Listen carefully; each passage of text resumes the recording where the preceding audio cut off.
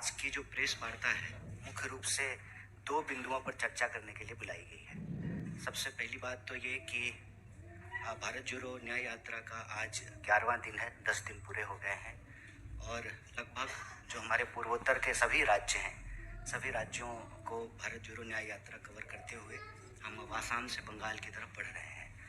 तो इस जो भारत जोड़ो न्याय यात्रा को लेकर के अक्सर आप में से कई साथियों का यह सवाल रहता था कि किस लिए आप लोग भारत जोड़ो न्याय यात्रा कर रहे हैं और किस तरह के अन्याय से जो है आप न्याय चाहते हैं। शुरू से हम लोग कह रहे थे कि इस देश में सामाजिक, आर्थिक और राजनीतिक न्याय की पुनर्स्थापना के लिए यह भारत जोड़ो न्याय यात्रा हो रही है।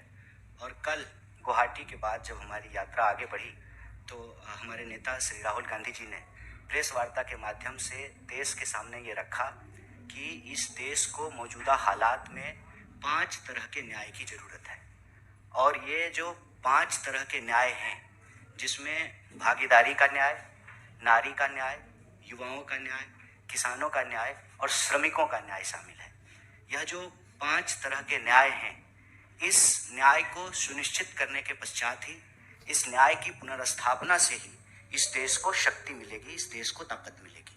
तो यह जो 5 तरह के न्याय हैं और इस न्याय के बारे में आप लोगों से बात करने के लिए हम यहाँ उपस्थित हैं।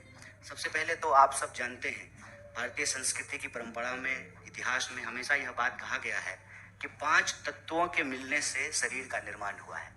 और 5 तत्व जो हैं, जिस तरह से शरीर का निर्माण करते हैं, उसी तरह से 5 तरह के न्याय की स्थापना करने से हमारा देश शक्तिशाली होगा, समाज शक्तिशाली होगा। और यह जो 5 तरह के न्याय हैं, ये स्तंभ हैं हमारे शक्तिशाली राष्ट्र का, हमारे शक्तिशाली देश का और समता मूलक समाज की स्थापना के लिए।